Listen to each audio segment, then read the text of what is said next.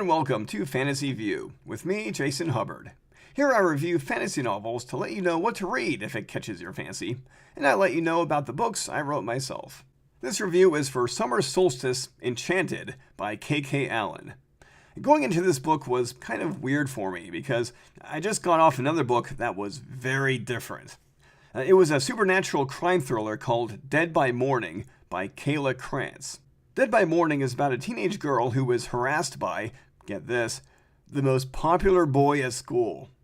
The story has teenagers who talk back to grown-ups, make dumb decisions because they can't think in logical terms yet, and there are graphic murder scenes. But in Summer Solstice, everyone is perfectly polite and well-adjusted.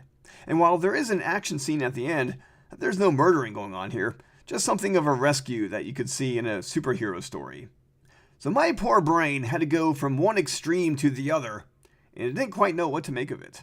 Our main character, Katrina Summer, wink wink, had lived with her mother all her life until her mother passed away from a sudden heart attack. She reluctantly agrees to live with her grandmother Rose and her housekeeper Charlotte.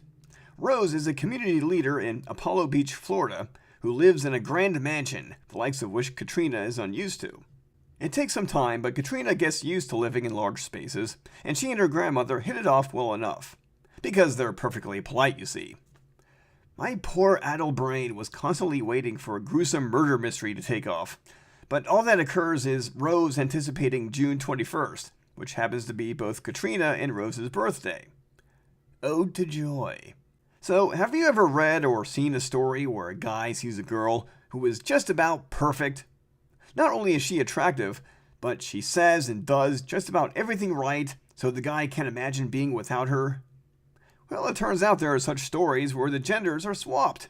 Katrina meets a guy, actually it's more like she stumbles into him, named Alex Stone, because with a name like Stone, you can't go wrong. I like to call him Mr. Perfect, because he's athletic, muscular, well-educated, and charming. Oh, and polite too, can't forget that. Pretty much everyone is polite, except for two girls who have a beef with Katrina because they have a beef with her grandmother. As the days pass and her birthday grows near, Katrina receives strange sensations. Not only does she have visions of the past and future, she has boundless energy, telescopic eyesight, and super hearing. Her grandmother hints that she knows something about the changes Katrina is going through, but she doesn't say outright what they are. The only clue she gives is that it's something to do with rituals from ancient Greece. Honestly, this is the kind of story that just isn't meant for me. It's fantasy, yes, but it's more of a contemporary romance. This is the kind of story you regularly see in movies on the Lifetime network, where people with ideal careers and glamorous lifestyles go through typical dramatic situations, which are, more often than not, an encounter with a jealous lover or a crazy stalker. Even so, my critical eye tells me that this is little more than a subpar story with unobjectionable content and a hardly compelling conflict. There is some suspense to be had, such as the build-up to the big reveal, but I mostly found it to be ineffective. For example, early in the book, it's established that Katrina has sudden visions that cause her to lose consciousness. She has one as she jogs on the beach, and I was like, ooh, what's gonna happen? Will she see a murder? A betrayal? A shadowy figure at least? No, she simply sees a birthday cake being brought into a room. It's a large cake that's beautifully decorated, and that's it. She just has a vision of a birthday cake. And then she wakes up and sees her love interest, Mr. Perfect, Alex Stone, looking over her. The suspense just leaps right off the page, doesn't it? But seriously, what is the point of this scene? From a storytelling standpoint, it makes for weak suspense. And logically speaking, it makes for a weak message if this vision is coming from some mystical whatchamacallit. And now for some bad news and good news.